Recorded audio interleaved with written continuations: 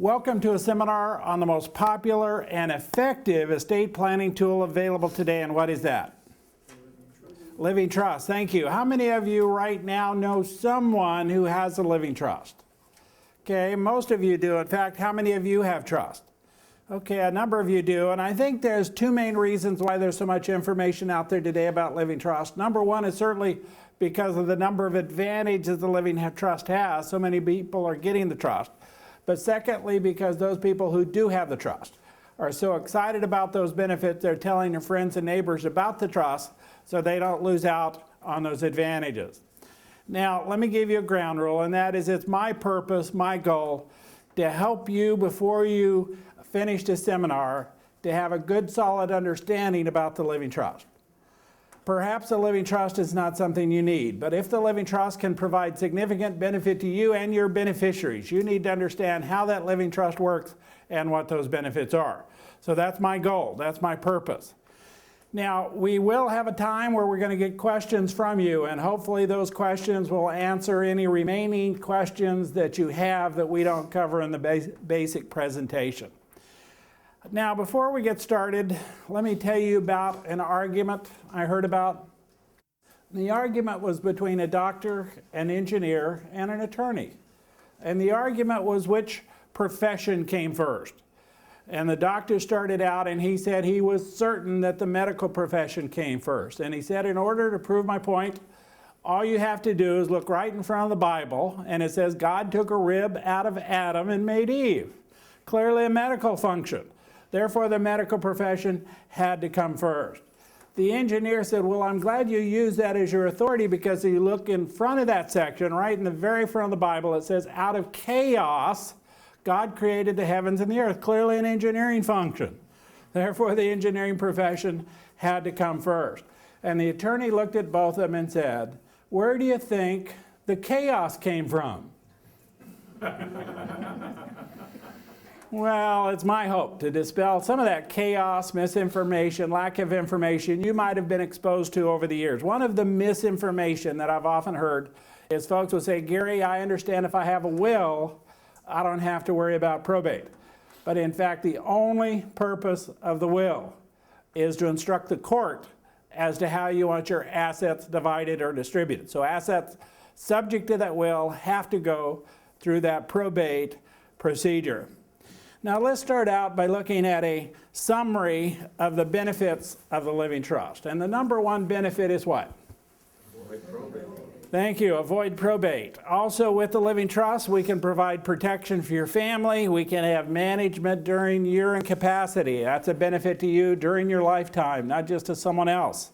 Also, we can control the division or distribution of the estate, and we can save taxes, both income taxes, estate taxes, and have some privacy that you otherwise would not have. Now, let's first look at the probate procedure. First step in the probate process is any will has to be submitted to the court. The court's the only one that can make the decision of whether or not a document qualifies as a last will and testament. So it's submitted to the court. If it meets the code's requirement, it's admitted to probate.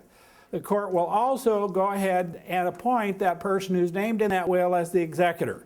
The executor is responsible for taking charge of the assets, making sure that proper bills are paid, bills which are questionable, rejected, keep an accurate record of every dollar in, every dollar out, and at the end of the process, making sure everybody receives what they're entitled to. Also, the court will appoint an appraiser, and the appraiser is responsible for putting a value on the assets, and that's the current market value as of date of death, and you'll see why that's important in a couple of minutes. Also, of course, we have to notify creditors, and creditors are those individuals or corporations that claim the decedent owed them some money, and they have 4 months from the time the executor is appointed to file a creditor's claim. Also, of course, we have to pay the probate expenses. Probate expenses include the initial filing fee, just to start that probate process, the appraiser fee, the publication charge, the bond premium if the bond is not waived, and other expenses. But really the major expense is the attorney's fees and executor fee, and I'll show you a combined chart of that in just a minute. Also, we have to locate the beneficiaries. We need to know who they are, where they are, so when it comes time for distribution, we have that information. And at the end of the process, the court's going to require the executor to file an accounting showing every dollar in, every dollar out, and if everything's okay, then the court will order distribution. Now that's the probate procedure. A living trust can avoid probate. And one of the issues involved in that probate procedure is the time period that it takes for that probate procedure. Typically, that probate process in California traditionally has run around 20 to 22 months. So there's been a long delay before those assets are distributed to the beneficiaries. And part of the problem that can develop is those beneficiaries expect distribution right away. When that doesn't happen, they think perhaps the executor is dragging that process out for some personal gain. So there can be conflict that develops between that executor and beneficiaries. Now, with the living trust, what happens is in that trust, you name a successor trustee. You pass away, that successor trustee takes charge of the assets, pays the bills, and literally can start dividing or distributing those assets within a matter of weeks instead of many, many months. As a result, we can avoid that time delay. That's a natural part of the probate procedure, and hopefully we can avoid the conflict that otherwise might develop between that person left in charge and those beneficiaries. Also, a living trust can avoid the probate fees. And if you would, just for a second, add up everything in your estate, total it all together, and you say, well, my estate's $1 million estate. Well, if it goes through the probate procedure, the fees are $46,000. In a $500,000 estate, still over $25,000. Now, you need to be aware that the fees are based not on the net value, but the gross value. So if you have a piece of property that is worth $500,000, you only you have mortgages of $400,000, so you only have equity of how much? $100,000. The probate fees are based on the gross value of $500,000, not the $100,000 of equity. Now, even in a small estate, if you compare the cost of having a quality living trust prepared versus the cost of the probate process, you can see we're $1 ahead, even in a small estate, by having the living trust and avoiding that probate procedure. Now, under California law, there is what we call a probate bypass procedure. And if the value of the assets are less than $100,000, they can pass on to the beneficiaries without probate. If it's over $100,000, it's subject to that probate procedure. Now, how many of you own a home in Southern California worth less than $100,000? Not likely, right? Well, certainly anyone who has assets in excess of $100,000, anyone that owns their home, should seriously consider having the living trust so we can avoid that probate procedure. Now, in addition, a living trust can help avoid a will contest. If you have a will that's admitted to probate, typically it's very easy to find an attorney who will initiate a will contest based on a contingency fee. The attorney knows those assets are locked in that probate process, cannot be distributed until the court orders distribution, knows those beneficiaries are anxious for distribution, and often will compromise their rights in order to get release of at least a portion of those assets. Whereas with the living trust, that successor trustee can immediately start distributing assets. If someone wants to contest it, typically they file a civil lawsuit, pay the attorney up front to initiate it. As a result, there's much greater probability of a contest with a will than there is with the living trust. Now, let me just emphasize, avoidance of the probate procedure is the major advantage of the living trust. We're going to talk about a lot of other significant advantages, but all by itself, without anything else, avoidance of the probate procedure is enough reason to create that living trust. So we can avoid that time delay that's a natural part of the probate procedure. We can avoid those statutory fees and expenses of probate and help reduce the possibility of a contest. Now, we've looked at the probate procedure. We've looked at the fact that a living trust can avoid probate, but what is a living trust? Let's take a look at that. A living trust is really a new legal entity. Have any of you ever incorporated a business? Anybody? Okay, there's a couple of you. The process is in starting a corporation. Typically, you'd go to an attorney. The attorney would draft the articles of incorporation. You sign those articles. They're filed with Secretary of State. Once it's filed with Secretary of State, you've now created a new legal entity. You can then proceed to transfer assets into that corporation, transfer a business into that corporation. But if you pass away, does that corporation end? No, because it's a separate legal entity. If the president of General Motors passed away, does GM end?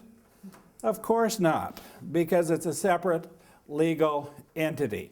And a living trust is very similar. Typically what happens, you go to an attorney, the attorney drafts that living trust, you sign the living trust, you transfer assets into the trust, you've now created a new legal entity.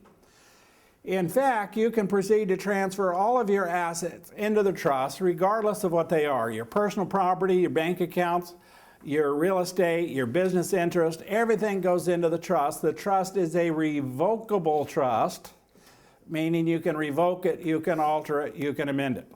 You're in full control over those assets. No one else has any right or interest in the trust.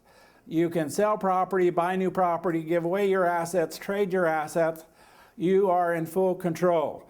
Now, you are the trustor, the one who creates the trust, but also the trustee of that trust. Typically, both husband and wife are trustors together of their one trust. If something happens to one, the other serves as sole trustee. In both situations, though, we need a successor trustee.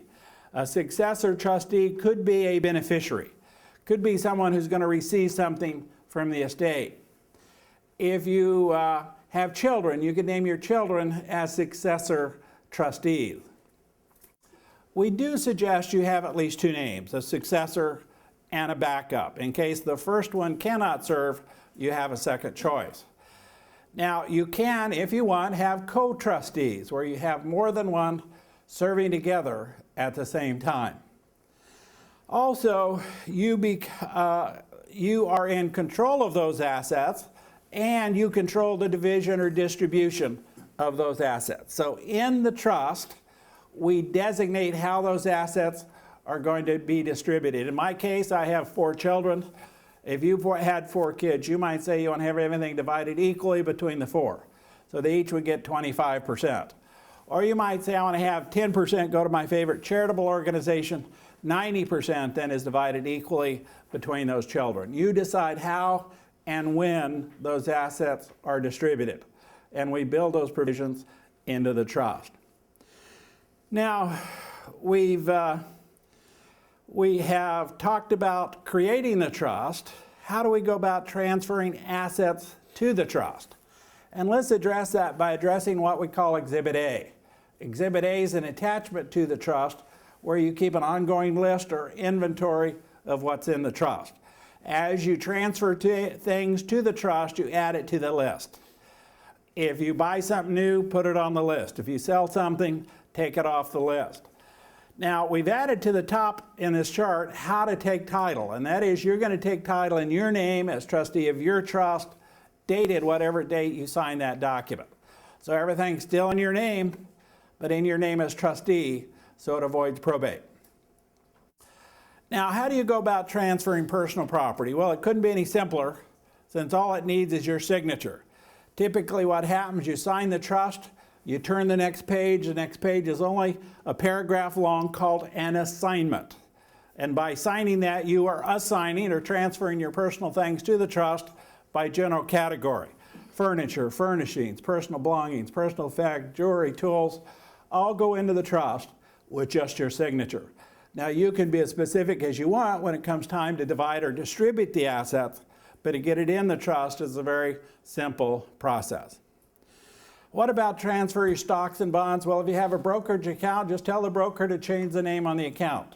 If you have individual stock certificates, you write to the stock transfer agent they'll reissue those shares in your name as trustee of your trust so that it avoids that probate procedure.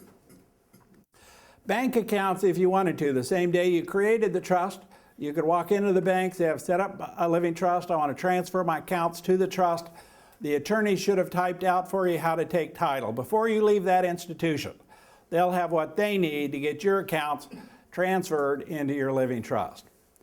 Now, real estate, we do recommend you have the attorney assist you with that transfer, and the reason is it's probably your largest valued asset. And one, we want to make sure it gets transferred without complication, but two, we want to make sure that it's transferred and not reappraised under Prop 13.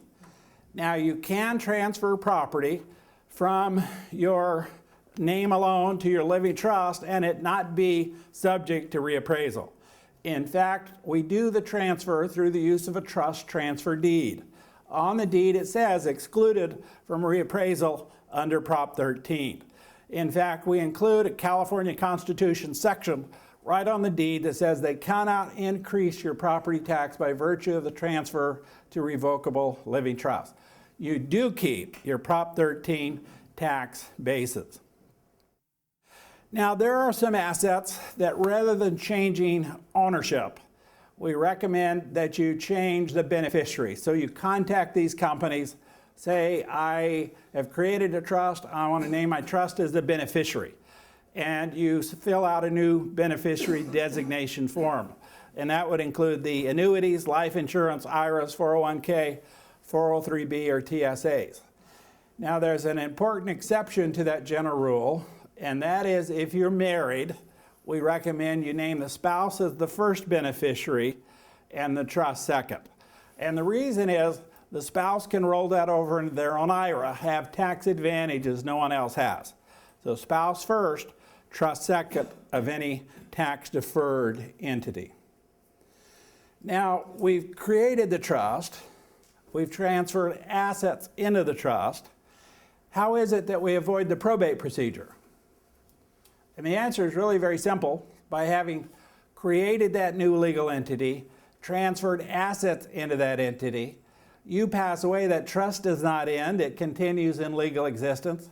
Successor trustee takes charge of the assets, pays the bills, and distributes those assets to your beneficiaries. As a result, there is no public process, there are no probate fees, there is no probate delay. We avoid probate altogether by having created that living trust, transferred those assets into the trust. So with a very simple legal step, we're able to avoid that probate procedure. Now, let's turn to several other important advantages of the living trust, and one of which is a living trust can provide protection for your family. And do any of you have minor children? Anybody? There's several of you. How many of you have adult children who have grandchildren who are minors? Okay, a number of you do. The problem is that under California law, state of California says that once a young person reaches age 18, California says they have all the wisdom of the years. Now, do we agree with that? No. Not hardly. In fact, a young man at age 18, what's the first thing he's going to do? He's going to buy the fastest and reddest car he can afford, right? And a young lady at age 18, what is she going to do? Plastic surgery. Okay, well, the answer was plastic surgery, but I was thinking she would go to the mall, shop until she drops, and then go looking for that guy with the red car. Even though I do have to admit, traditionally young ladies are more mature than us guys at age 18, I have to say kids today grow up faster but mature later in life than ever before. They start doing adult things at a younger age. They think they're adults, but they just haven't caught on. California says they get it at age 18 unless you create some form of trust. And you might say, well, I don't want them to get it until they're 21 or 25 or 45. And occasionally I have clients who say 65.